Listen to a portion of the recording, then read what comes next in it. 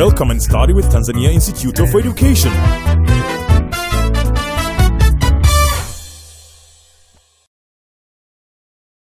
Hello students, I, Marcus Kipangore, I will be with you in this session of biology, and in this session we are going to discuss on the topic known as nutrition. This is our topic today. But before going direct to this topic, that is nutrition, let us have an introduction toward the subject. And this introduction is as follows. Let me ask you one question. You student, how many types of organism do we have? Yes, we have got two types of organism. That is living organism and non-living organism. Now, let us concentrate on living organism and forget about non-living organism. All living organism needs food for repairing of worn out tissues, for growth and for energy in order to perform different metabolic activities. Now, the only way in which this living organism can obtain this food is through the process known as what? Nutrition. And this is what we are going to discuss today. Now, in this topic known as nutrition, we are going to discuss three main parts. The first part is the definition of nutrition. And the second part is the importance of nutrition. And the last part that we are going to discuss is the forms or types of nutrition. So, my dear student, these are the three parts that we are going to discuss today. Starting with the first part, that is the definition of nutrition. Now, what is the meaning of this word nutrition? What does it mean? Now, when you're talking about nutrition, this is the process by which living organisms obtain food and use that food obtained to get what? Energy. To get what? Energy. This is nutrition. So I said nutrition is the process whereby living organisms obtain food. After obtaining food, they use that food in order to get what? Energy. That is nutrition. So it's just the process. The process whereby living organism obtains food and use it to get what? To get energy. So the way which organism obtain food and use it so as to get energy is what we call what? Nutrition. Now from this definition, there is another word that is formed. That is food. That is what? Food. We are supposed also to know what is food. When we're talking about food, what is food? Food is any material which, when is taken in, absorbed and utilized, meet the requirement of the what? Of the body, or meet the requirement of what? Living organism. That is food. So this is any material which, when taken in, absorbed and utilized, meet the need of the what? Of the body. This is food. So we've already discussed, or we've already seen the meaning of nutrition as well as the meaning of what? Of food. Now, what are examples of this food? Examples of food. We are talking about food. We have got examples of food here. The first, let me ask you, What is the name of this? Yes, this is maize. So this is one example of what? Of what food? What is the name of this? Yes, this is carrot. So this is another example of what? Food. What is the name of this? Banana. Yes, another example of what? Of food. What is the name of this? Irish potato. So is another example of what? Of food. What is the name of this? Yes, beans.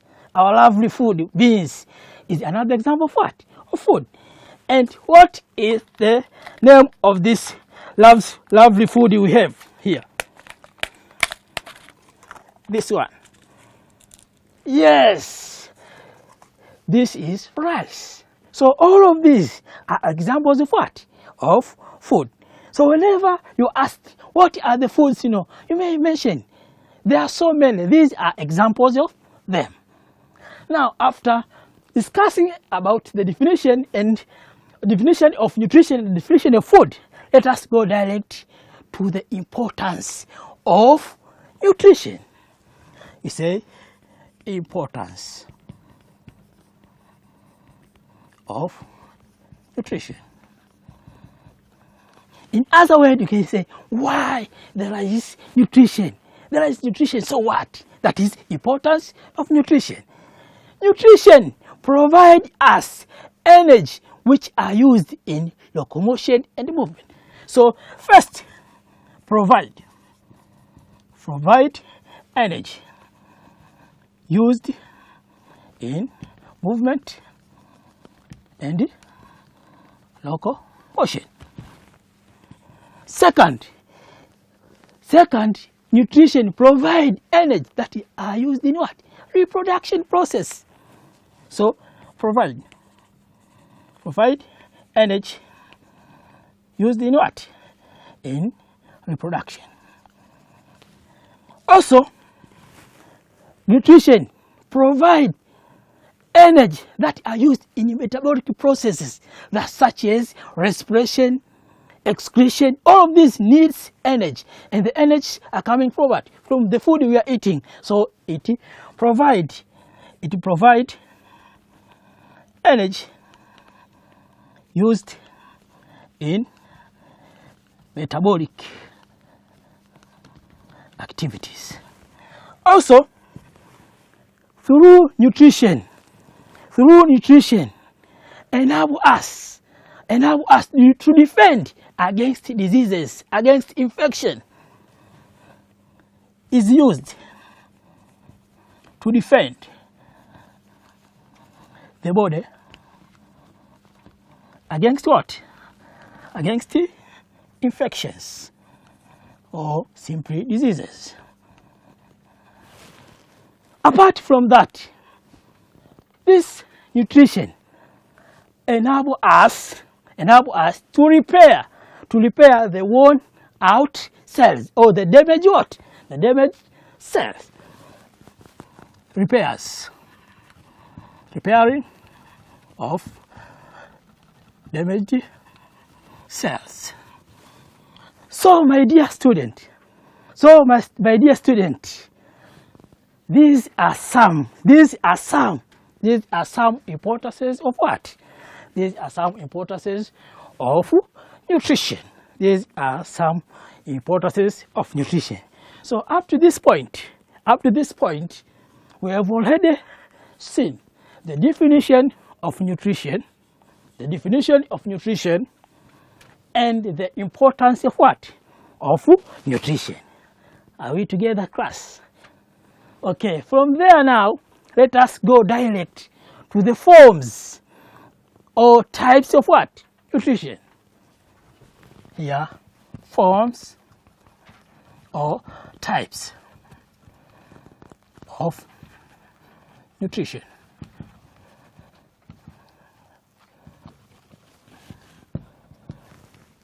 Now, class, the word is forms or types of what? Nutrition. We have got two main forms or two major forms of what? Of nutrition. The first form is known as, or the first type is known as autotrophic nutrition. The first type is known as autotrophic what? Nutrition.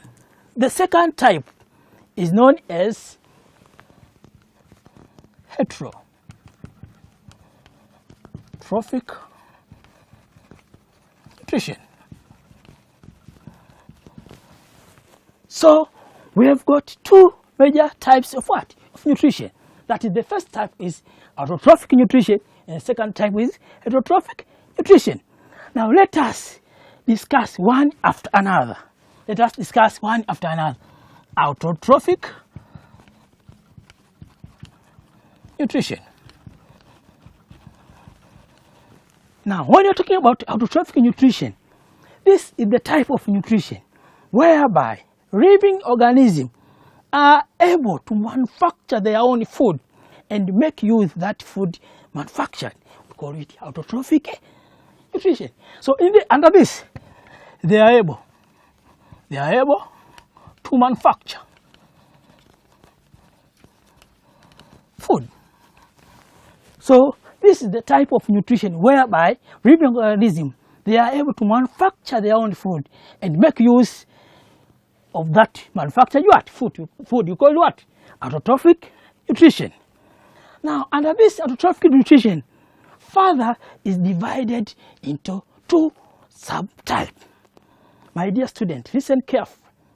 I said autotrophic nutrition further is divided into two subtypes.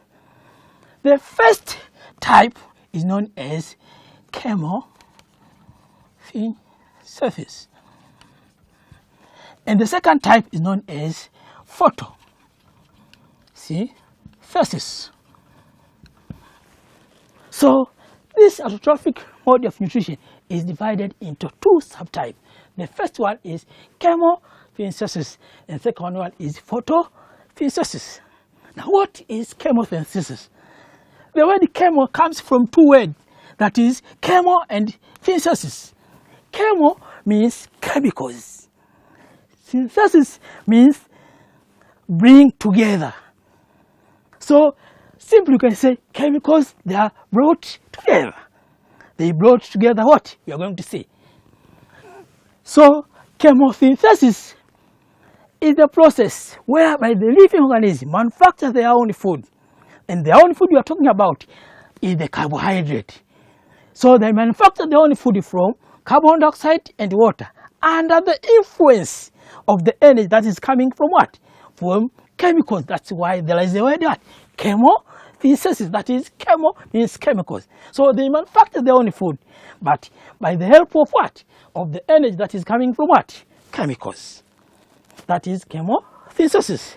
Coming to photosynthesis, the same, has got two words, photo and synthesis. Photo means light. Synthesis means bring together. So the same as chemosynthesis, this is the type of nutrition whereby living organisms manufacture their own food under the influence of energy that is coming from what? From sun, that is photosynthesis. And examples of organisms that practice chemosynthesis are the fungi, while the example of this one is green plant. Green plant. Green plant practice what is known as photosynthesis. So this is all about autotrophic mode of nutrition. Are we together, my dear student? Yeah, let us proceed, or let us end by discussing on heterotrophic nutrition. Heterotrophic what? Nutrition. This is the type of nutrition whereby living organisms, they are unable to manufacture their own food. They use the food that is already manufactured by other organisms. So in heterotrophic nutrition, here the organisms, they are not able to make their own food. They depend on other organisms to get what? Food. We call it heterotrophic what? Nutrition. So they are unable to make their own what? Food. They are unable to make their own what? Food. We call it what? Heterotrophic mode of what? Nutrition. Again, my dear student, this type is divided into 3 types. That is subtype. The first one is known as Saprotrophic Nutrition. The second one is known as Holozoic Nutrition. And the third one is known as Symbiotic Nutrition. So these are the 3 subtypes of heterotrophic mode of nutrition. Now, what is saprotrophic nutrition? This is the type of nutrition whereby the living organism feed on decayed matters. Feed on decayed what? Matters. A good example are the fungi again. Fungi feed on decayed matter. So they perform what is known as saprotrophic nutrition. In Holozoic, this is the type of nutrition whereby the living organism feed on already made, already synthesized food. We call it Holozoic. Under this Holozoic, you are going to have, 3 subtypes. The first one is carnivorous. The second one is herbivorous. And third one is omnivorous. So 3 types of Holozoic nutrition. The first type is carnivorous. This is the type of nutrition whereby the organism feed on meat only. On meat. The example of this is lion, leopard. They feed on what? On meat. While in herbivorous is the type of nutrition whereby the living organism feed on vegetable. For instance, cows, goats, and others. They feed on vegetables. They're known as what? They practice the type of nutrition known as what? Herbivorous. Omnivorous, the type of nutrition where the living organism feed on both meat and what? And the vegetable. A good example is ourselves. When it comes vegetable, we eat. When it comes meat, we eat. So we fall on the type of nutrition known as what? Omnivorous. And the last type is symbiotic nutrition. And the word symbiotic, it means it is the feeding relationship. So this is the nutritional relationship in which 2 organisms found together and each one gain from that relationship. And this kind also divided into 3 types. The first one is called mutualism. Second one is known as commensalism. The last one is known as parasitism. The first one is mutualism, from the word mutual relation. So this is the type of feeding relationship whereby 2 organisms they are found together. 2 organisms they are found together, but both organisms benefit from each other. You benefit from me, also I benefit from you. We are living together. You benefit from me, also I benefit from you. And a good example of this relation is the relation between insect and flower. The insect facilitates pollination in what? In flower.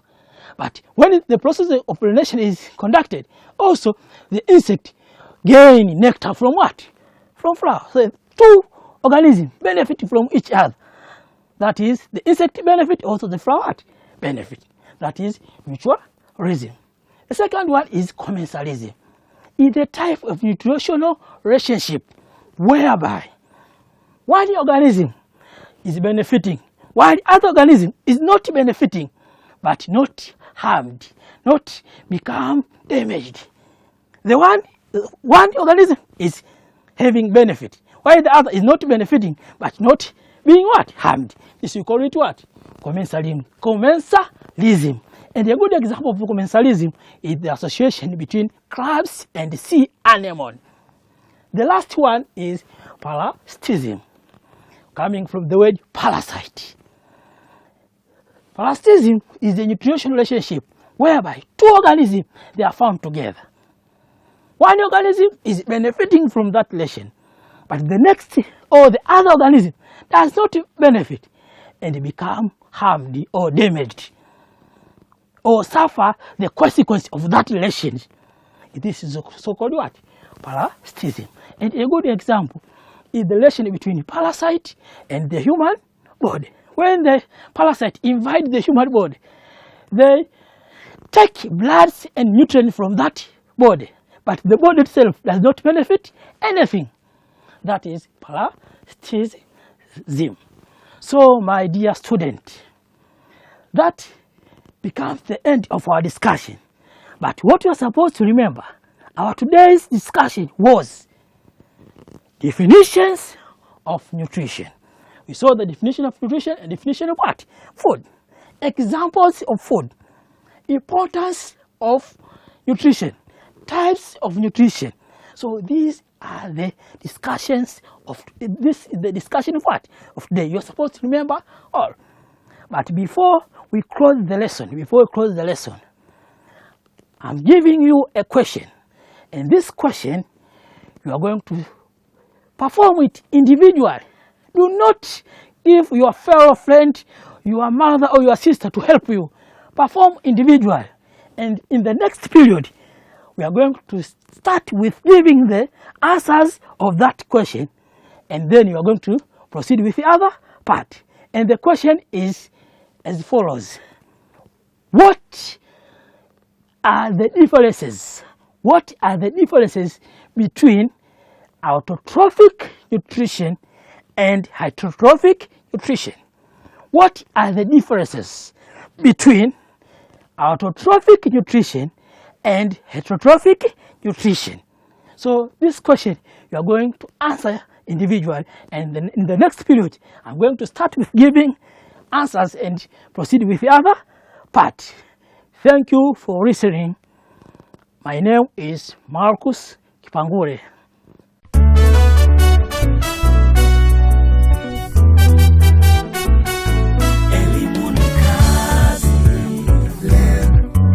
Let's study, be educated.